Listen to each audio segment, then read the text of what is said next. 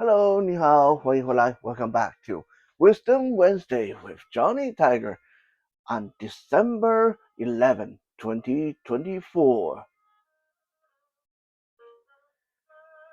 Have you guys ever wondered about the kind of last name Chinese people have? How many different last names is there? And just exactly what do they mean? Why are they the way they are? And so on and so on. Well, while I cannot give you all the answers, because every, and I do mean every, Chinese last name have a backstory to it. So if we want to go through that, it would take another uh, thousands of videos just to get through them. Uh, but today we can do a relatively easy peasy shallow dive on the origin of Chinese last name and how are they distributed and some of the little trivia about Chinese last name. Now, do you guys know how many Chinese last name is there? If you have studied Chinese literature, it's likely that you have memorized the Baijiaxin chart.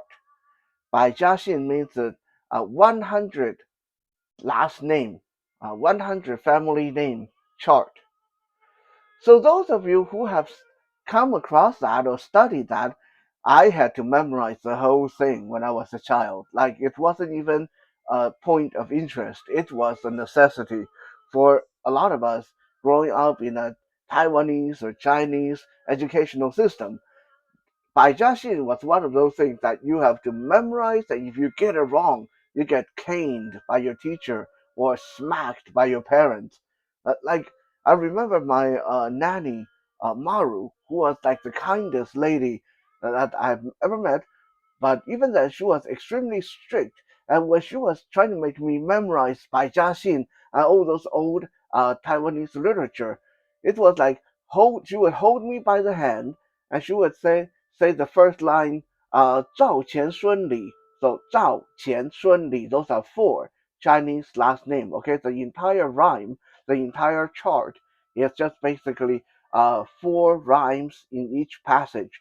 So she would say 赵钱孙李, and I would have to say the next line, 周吴郑王, and then she would say the next line, 冯春楚卫, and then I would have to say the next line. And if I get any of it wrong, it's like smack, like not a hard one, but smack, and then we have to start all the way from the top. And that's how I memorized the whole thing. And lucky for me, I don't remember most of it now. But yeah, by Jiaxin, the 100 name chart is something that a lot of us had to memorize as a child. So if you go by the 100 family name chart, you would assume that, oh, well, that's simple. There's 100 Chinese last name, 100 family name. And you would be wrong. In this case, when they say 百家姓 100 family name, they did not mean that there's only 100 family names.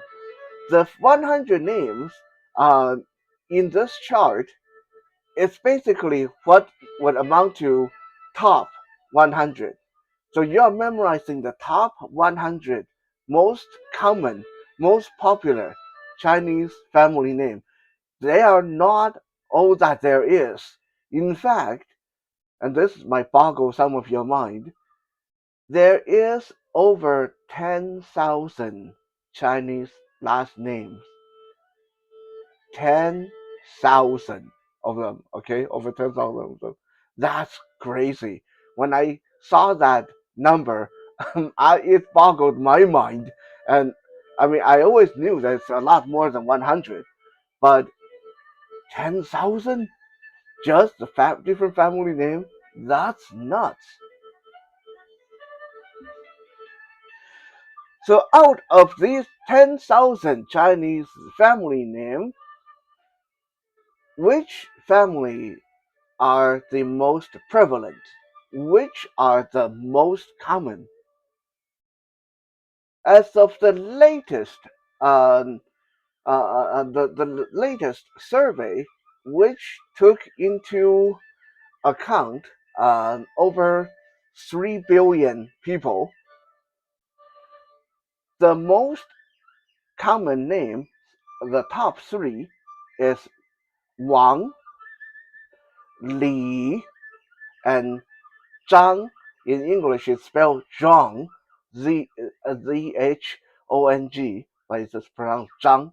Okay, so Wang, Li, Zhang, those are the three most prevalent Chinese family names. Each one of them, so each like Li and Wang, and then Zhang, each one of these had I believe it's like almost over 800 or 8 million. Like there's like 8 million of them. Like that's crazy. Okay, like when you think of how many people that is to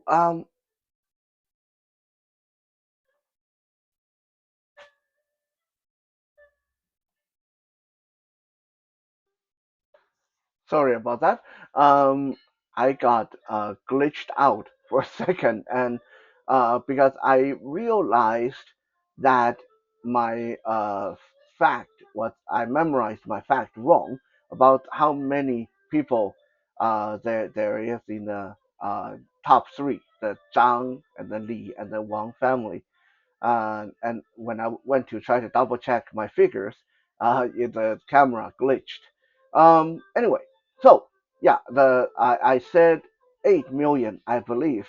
And some people are saying, yeah, see, I knew it couldn't be 8 million. That's a lot of them. So there, you got to be a lot less. Well, actually, that was too little.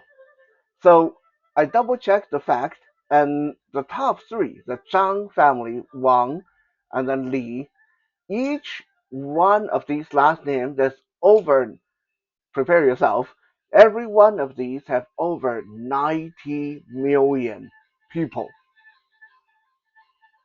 90 million Zhang, 90 million Li, 90 million Wang. Okay, that's crazy, right? Now, to put it into perspective, I believe the current Chinese population is 1.4 billion. Very close to that ballpark, 1.3, 1.4 billion people. Okay, uh, let's say there is an even number of 10,000 Chinese last name, and if each one of these have only 1 million people, that would be like 10 billion people. That would way surpass the current Chinese population. Okay, so it's crazy to think Wang, Li, Zhang, those top three, each one of them have 90 million members. Right? That's really crazy.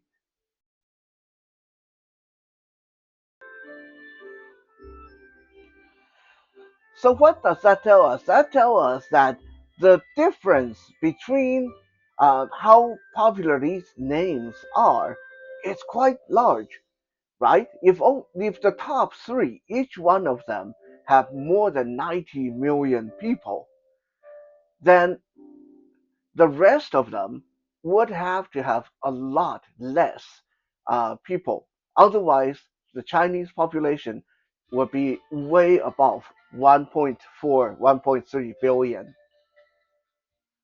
So how did this three family, this Wang, this Li, this Zhang, how did they become so overpopulated? How did they become so prevalent? Let's look at the Wang family first. As I mentioned, every Chinese family name has a backstory. No matter if it's a Tai or uh, Zhou or Chou or Shi, every one of them. Okay. For example, the family name that start with Shi, okay, Shi, which is kind of a rare one. The Shi family originated from a group of court musicians in Chinese imperialism. Because back then, musicians were called Shi, so their descendant took on the family name Shi, kind of like how in the Caucasian uh, history, where some people may get the last name. You know, where did you get the last name Smith? Well, because my dad was a metalsmith, so we are all called Smith. So similar kind of naming convention. Uh, Similarly, the family name, another rare one called Shi. Yeah, some people say that sounds like shi, shi. Okay, it's different. The tone is different. In Mandarin, tone is very important, and when you even though it sounds like the same word, the tone's different, so it's completely different. So the shi family name came from a group of imperial record keeper because back then during imperial China people who were keeping records, writing down what the emperors said and what did they do every day. The historians, those people are called Shi. So their descendant became known as the Shi family. Okay, so like yeah, this is just like two brief examples of what I mean when I say every family name in Chinese last name and family name has its own history and its own origin.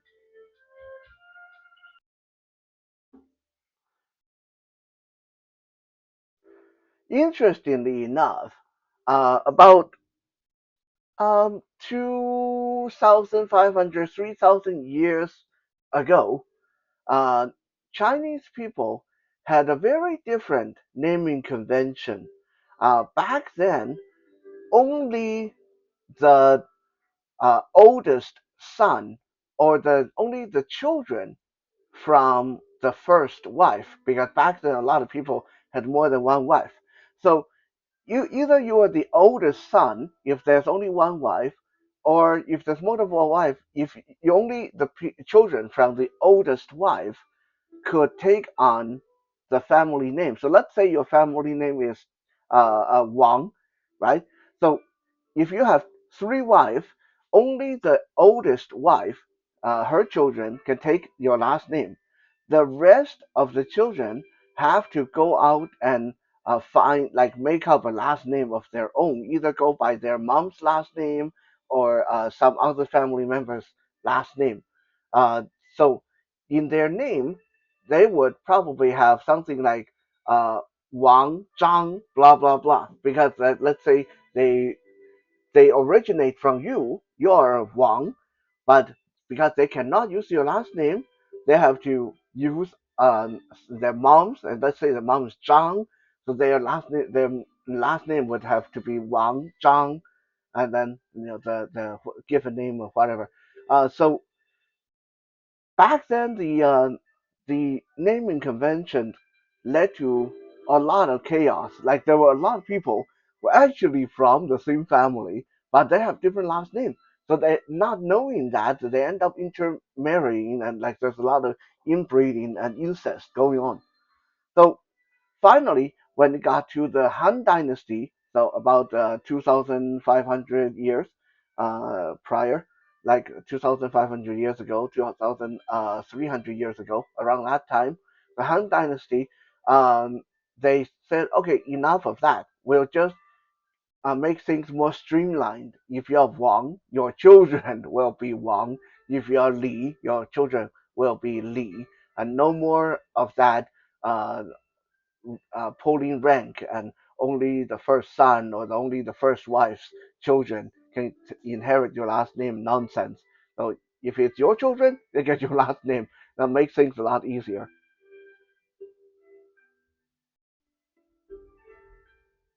Now, back to the family name Wang. Why there's so many Wangs? Okay, how come all the other families, Zhou and Tian and Tai and all the other families, how come they have nowhere near the population of the Wang family? Okay, well, to understand this, we have to look at what does Wang mean. What is their origin? Okay, Wang means king, emperor, lord. So back during the Qing dynasty, about 2,400, 2,500 years, again around that time when naming conventions were just settling into its new format, there were a lot of descendants of various kings and lords, and of course the emperor.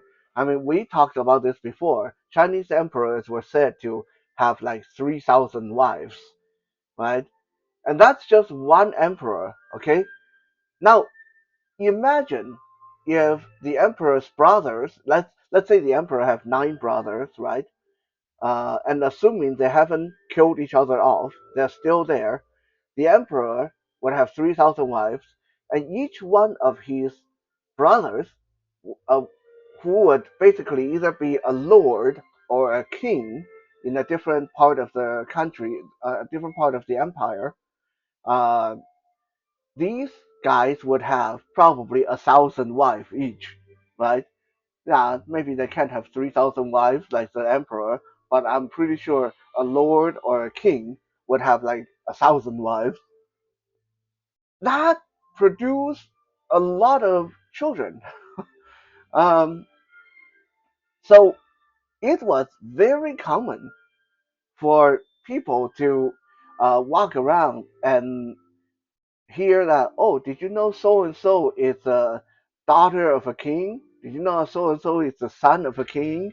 And did you know so and so is the son of the northern lord? Or this person is the youngest son of the southern lord. So it's like there's a king and lord everywhere, and obviously a lot of people couldn't keep them all straight, like which lord has which last name, which king has which last name. So they just basically refer to them as uh, Mr. King's son, Mr. Lord's daughter, and gradually that became a last name. Like that became the last name Wang. Like I said, Wang basically means kings, lord, emperor. So uh, basically anyone who had blood ties to the imperial uh, hierarchy could become a Wang. And this does not even factor into lords and kings that were awarded as and appointed and that were not part of the original family, right? Now, so let's say my family is uh, Thai and I'm the emperor. Well, one day, maybe I go into battle and someone saved my life, and this person is from the Li family. I say, oh, wow, thank you so much for saving my life because you saved the life of your emperor. I'm going to make you a lord. I'm going to make you a king in this region. So now that's added to the Wang uh, population because this person now is a Wang. This person now is a lord and a king. So all their descendants add to that Wang family pool. So this is why the Wang family is one of the most prevalent, one of the most common, because they all were descendants of either a lord, a king, or the emperor themselves.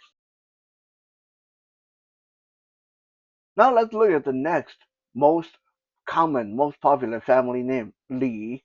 Okay, so now we know, okay, Wang. Okay, Wang, there's a lot of them because Wang means lord and a king and emperor. So anyone who was related to the lord or king or emperor became a Wang. So why is Li? Why is there so many Li? Well, it turned out that this is directly related to Chinese emperors as well.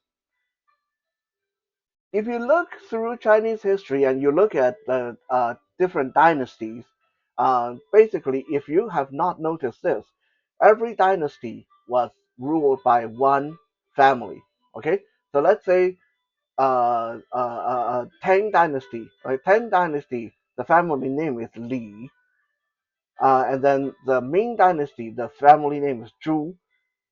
So every dynasty is basically ruled by one family from beginning to end. That's how they determined which dynasty is which dynasty. So just the Li family alone, there were six dynasties, all have all were ruled by the family name Li. Right? That's more than any other dynasty in Chinese history. Right? Most other dynasties, like Zhu, okay, Zhu is just the Ming dynasty, right? Zhu is just the Ming dynasty. Yin is just the Qing dynasty. Uh, uh, and Aixin Jueluo is just the Qing dynasty, right? Some of you is like, what the hell is that? What's that last name? Haixin Jueluo, that's not a Chinese last name. No, you're right, that's not. Because the Qing dynasty was ruled by Manchu people from the north. So they don't have Chinese sounding last name. Uh, so most other dynasty, it's just one dynasty, one family name. But the Li family alone ruled six different dynasties. That add up to over 1,000 years.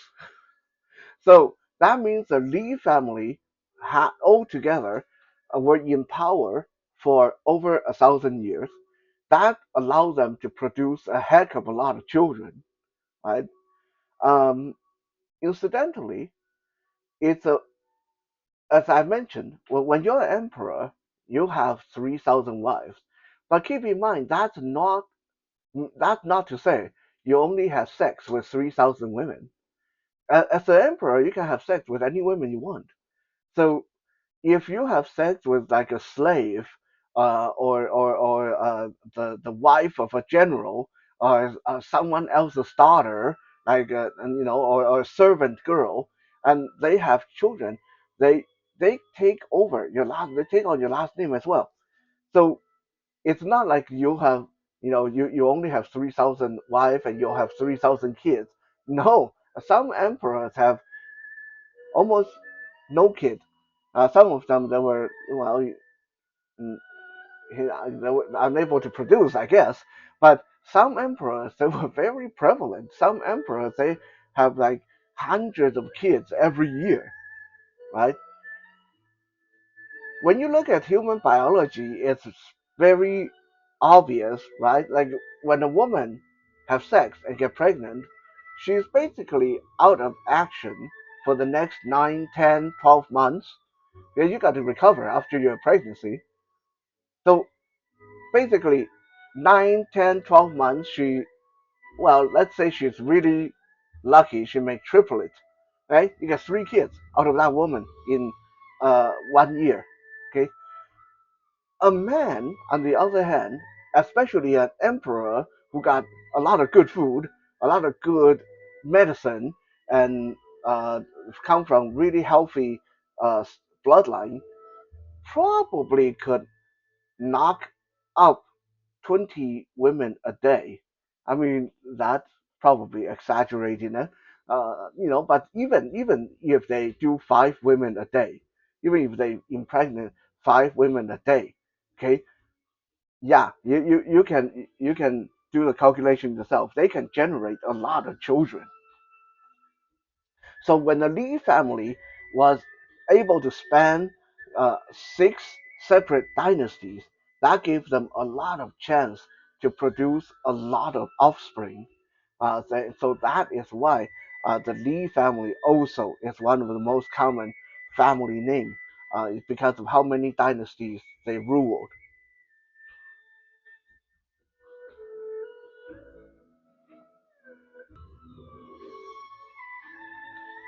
Now we look at the last one, Zhang, right? The Zhang family. Why? So, the Wang family, they are the most common last name because they were all related to lords and kings and emperors. So obviously, it's going to be a lot of them. And then the Li family is very common because they span six dynasties out of all the Chinese dynasties. So what's up with the Zhang? There's not a lot of emperors called Zhang in Chinese history. So how did Zhang get to be such a extended family?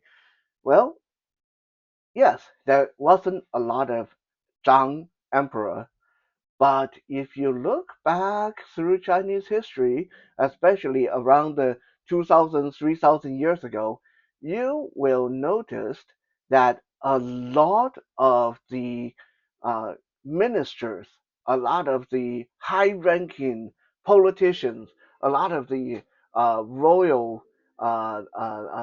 retainers had the last name Zhang. Okay, so Zhang became such a common family name because they were from the first, basically the first group of people who served the emperors. They were the first court retainers. They were the first soldiers. They were the first generals. They were the first ministers. And because of their powerful station early on, that gave them a huge head start in producing a lot of children. So when we look at this three top family, Li, Wang, and Zhang, it is easy to see a pattern. How popular, how common, and how many there is in the family name, how prevalent the family name is, has always been directly tied to imperialism in the early days. And this makes a lot of sense because back then, during Imperial China, a lot of families, how much they had to pay for tax is based on how many people there were in the family. Okay, if you have one child, then you pay tax for you, you pay tax for your wife, you pay tax for that one child.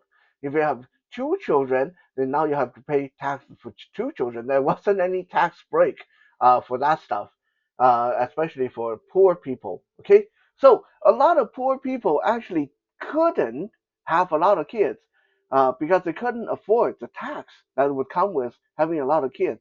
And on top of that, most poor people either couldn't even afford to get married, couldn't afford to have children, or even if they got married, they would only have one or two wives. They are like one wife is probably the norm. Having two was really rare for poor people. You can barely feed one. What are you going to do with two wives? So, only one wife and having difficulty paying for additional children means that a lot of poor people couldn't afford to produce a lot of children. And some people say, well, no, that I mean, I hear about some of these peasant families, some of these like farmers, they had like 8 kids, 12 kids. That's nothing. When you consider what we like the scope of population we're talking about here, having 8 kids or 12 kids back then, that's nothing. When you consider that, okay, if let's say you are a peasant, let's say you're a farmer, and you have one wife who's able to produce 8 kids or 12 kids. Okay, let me even make it better. Let's say you have 15 kids. Okay, it's going to take quite a bit to take care of those 15 kids. You're going to be neck deep in paying taxes, and your wife would be having to survive 15 childbirths. That's really rare back then. Okay, now if you were a town official, let's say you're the mayor of the city. Okay, now it's totally different. You're the mayor of the city. You can have, and now you know how to go about getting that tax break. You know how to go through the loophole, so you don't have to pay those taxes. Um, so you can go ahead and have as many children as you like, and you can also have 10 wives. Okay, so one guy with 10 wives, each wife having 5 kids versus that one guy, that peasant who have one wife that have 15 kids. There's no contest. Okay, the mayor going to have 50 kids at the end of it, and then that's we escalate that upward. If you are a magistrate, a local magistrate, like you're the, let's say, governor, then you again you know the loophole how to avoid those taxes. You can have as many children as you want. You can afford to have as many children as you want, and then you can have 50 wives. Okay, let's just say 20 wives. 50 wives is a bit crazy. 20 wives. Let's say you can have 20 wives, and then 30 mistresses or whatever. Yeah, you keep escalating that upward to the emperor who has 3,000 wives, and you can see very quickly why is it that family names that came from the imperial lords and emperors and ministers and magistrates and government workers were way more prevalent than any other family name, and that directly affect to how prevalent they are still today.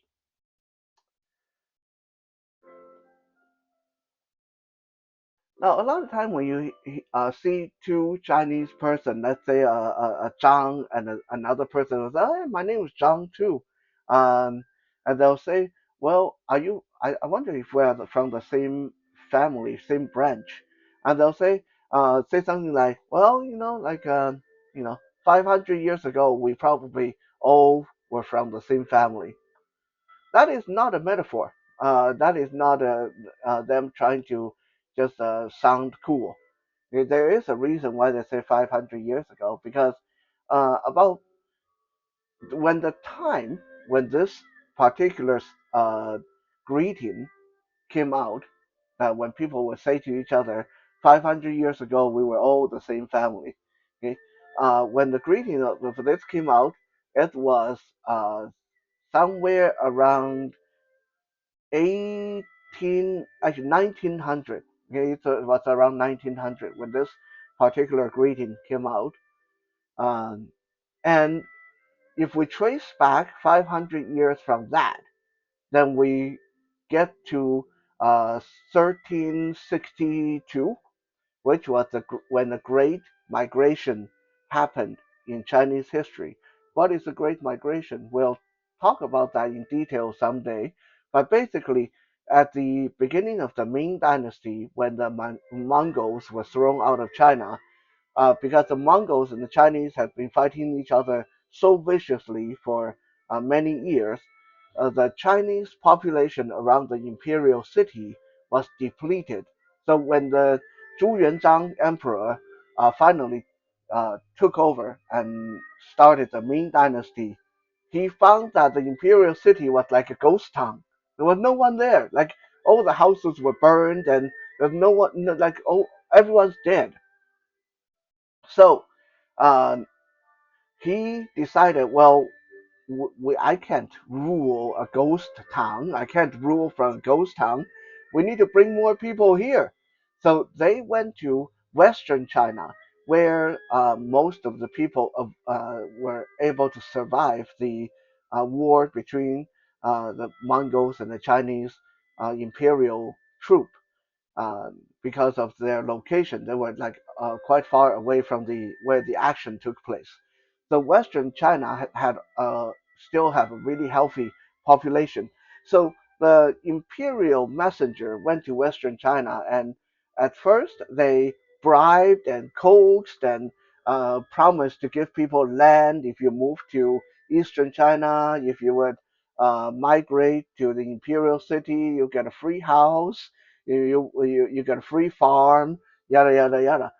So they got a lot of people to move there, and then uh, there's still a big chunk of population who they already had their farm, they had their establishment, they had their land in Western China. They refused to move, and so the imperial court decided to force them to move, and they, like I said, we'll talk about this in detail someday. Uh, Long story short, um, majority of people from Western China were forced to migrate to the imperial city to Eastern China to fill up the void left by the war. And this was known as the Great Migration in 1300. It started from 1362, I believe, and lasted over 50 years. Millions and millions of people were marched across China from west to east to be relocated forcefully to just so the imperial city could look like an imperial city. So a lot of people that said 500 years ago you and I probably did belong to the same family tree, that's not an exaggeration because almost everyone from China today came from the western region of China. So it's quite likely that all the Lis, all the Wangs, all the Zhangs did belong to the same clan, did belong to the same family tree, and even lived in the same province 500 or so years ago.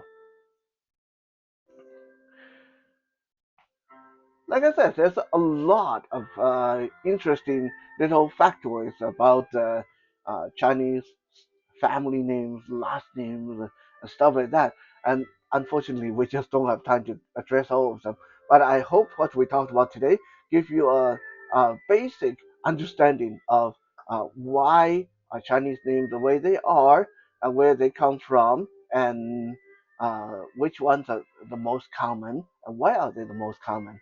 I hope this has been interesting, and I'll be back again tomorrow to spend more time with you guys. For now, 谢谢 and 再见。